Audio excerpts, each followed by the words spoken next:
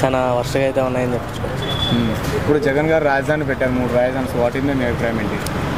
ఏదైనా ఒకదానికి ఒక రాజధాని ఉంటేనే బాగుంటుందని నా అభిప్రాయం. సో లాస్ట్ టైం జగన్ గారికి 150 సీట్లు వచ్చాయి. ఈసారి ఎన్ని సీట్లు రావచ్చు అనుకుంటారు? 175కి ఏమో చెప్పలేం, కానీ సిబిఎన్ గారు గవర్నమెంట్ ఫామ్ చేస్తారు. టీడీపీ జనసేనకి ఎన్ని రావచ్చు అనుకుంటున్నారు? 175. ఐ థింక్ 120+ రావచ్చు అనిపిస్తుంది. సో పవన్ కళ్యాణ్ గారు గెలుస్తారనుకుంటున్నారా పీఠాపురం నుండి? ఖచ్చితంగా. సో చంద్రబాబు నాయుడు గారు ఏవైతే హామీలు ఇచ్చారో 6 గ్యారెంటీలు, సో అవి అమలు అవుతాయి అనుకుంటున్నారు? ఏమో చూడాలి.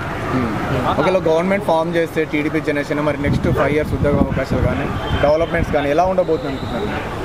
అంటే కొంచెం బెటర్గా ఉంటుందనేసి ఖచ్చితంగా అయితే చెప్తాను. సో చూడాలి ఏమవుతుందో చూడాలి. సో కొడాలి నాని రోజా గారి పైన మీ అభిప్రాయం ఏంటి? అడగబడలేదు, నేను చెప్పలేదు. ఓకే.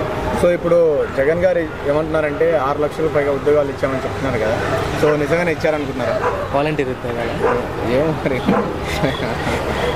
ఏమి అంతగా ఏం లేదు. పోలవరం ప్రాజెక్ట్ కంప్లీట్ చేస్తామన్నారు. చేయలేదండి. ఎక్కడ చేశారు? మరి ఏమైనా అయిందా? ఎంతవరకు అయిందా అనుకుంటున్నారు? ఎక్కడ వస్తుంది? 70% అయిందా కూడా డౌటే. ఓకే.